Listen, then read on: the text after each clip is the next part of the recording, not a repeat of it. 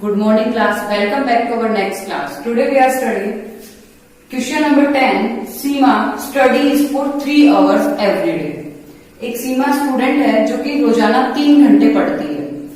Roma studies half of the time Seema does.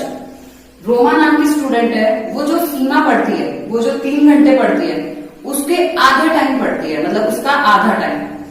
How many hours will Roma study from Monday to Friday.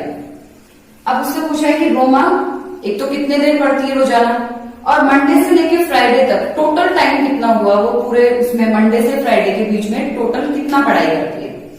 तो सबसे पहले तो पता है हमें स्टडीज ऑफ रोमा कितने स्टडी करते हैं. Study time of Roma equal to 3 hours.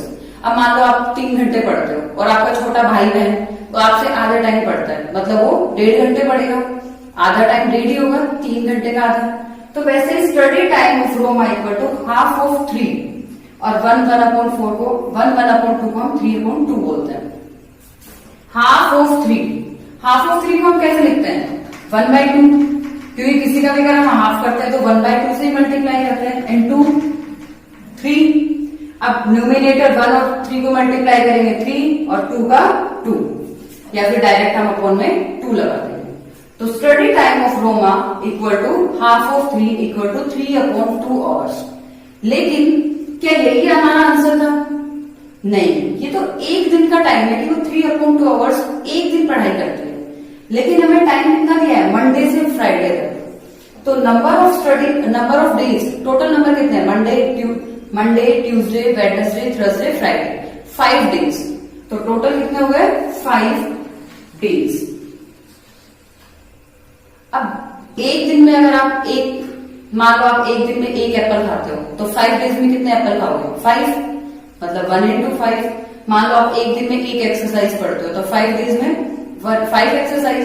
वैसे एक दिन में अगर आप 3/2 आवर्स पढ़ते हो तो 5 डेज में then total hours of study 5 into 3/2. जो भी होगा हम उसे 5 से मल्टीप्लाई करेंगे. तो 5 into 3/2. अब यहाँ कुछ भी कैंसिल नहीं हो रहा है, तो 5 into 3 15/2. जब हम इसको सॉल्व करेंगे मिक्स फ्रैक्शन में लिखेंगे तो 7 1/2, मतलब वो 7 आवर्स एंड 1/2 आवर्स पढ़ती है. ठीक है रोमा. तो study time of Seema 3 hours, Roma 3/2 and number of days 5. Then our answer is 7 1/2 hours. ठीक है. नेक्स्ट क्वेश्चन पढ़ते हैं, क्वेश्चन नंबर 11. मैंने क्वेश्चन को राइट डाउन नहीं किया है क्योंकि वो क्वेश्चन बहुत ही लेंथी था और पूरा बोर्ड फिलअप कर लेता और आपको समझ नहीं आता. लेकिन मैंने उसकी पूरी लाइन्स और उसको पूरा लिखा है, आपको समझ आ जाएगा. दिया है क्वेश्चन में total number of a chair in an auditorium is 15. कोई ऑडिटोरियम है उसमें 15 चेयर्स है. The distance between 2 adjacent chairs, मतलब एक चेयर यहाँ है एक चेयर यहाँ है. आप लोगों को सोशल डिस्टेंसिंग पता होगा, आज के दिन टेस्ट वगैरह में आप दूर दूर बैठते हैं.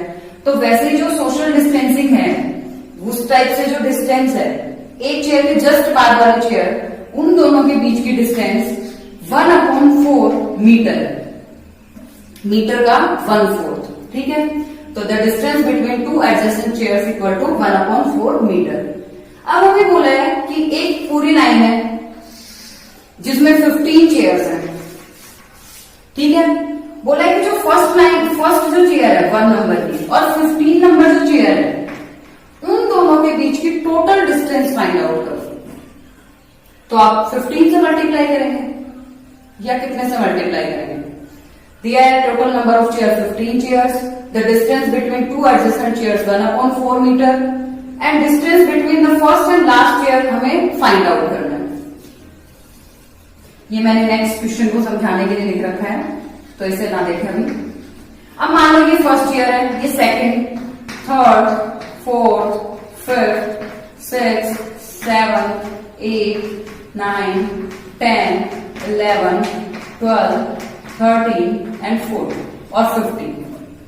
मान लो यहां से लेके यहां तक की चेयर है. आप इसे बना सकते हो अपनी कॉपी में, नोटबुक में अच्छे से. अगर आप इसे डेकोरेट करके लिखो तो बहुत अच्छा होगा. फिर बोलेंगे जो फर्स्ट चेयर है और जो सेकंड चेयर है इन दोनों के बीच की डिस्टेंस है 1/4 मीटर. तो टोटल फर्स्ट से लेके 15 तक के बीच की डिस्टेंस कितनी होगी? जब यहां से 1/4 है तो देखिए यहां 1 2, मैं आपको ये बताना चाह रही हूं कि यहां 1 से लेके 15 में 14 डिस्टेंसेस होंगे। क्यों?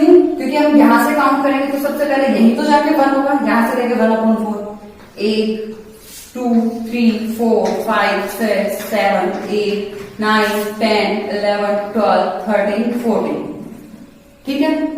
या फिर आप देख लेना कभी भी आप जैसे टेस्ट वगैरह टेस्ट देते हो तो 5 रो बनती है आपकी, 5 रो में आपके बीच में 4 बार ब्लैंक होगा, 4 वो होंगे कि एक बार एक यहाँ 2 3 4, ठीक है। तो वैसे यहाँ कितने हैं? 14 डिस्टेंस बिटवीन, अब 1/4 कितने टाइम्स आ रहा है? 14 टाइम्स, क्योंकि यहां से 1 2 3 ऐसे, तो total distance between first and last year is 1/4 into 14।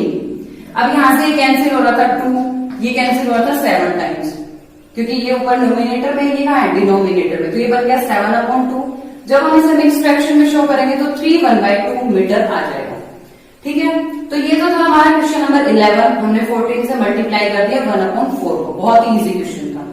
अब ये क्वेश्चन मैंने क्वेश्चन नंबर 9 स्किप किया है, मैंने आपको लास्ट क्लास में बोला था कि आप उसे समझ लेना, और आज मैं आपको एक बार थोड़ी सी हिंट दोबारा दे देती हूँ क्योंकि वो क्वेश्चन आपको कंप्लीट करना है। हमें दिया है कि टोटल, ये हटा देती हूँ मैं, ये क्वेश्चन नंबर 11 कंप्लीट हो गया है।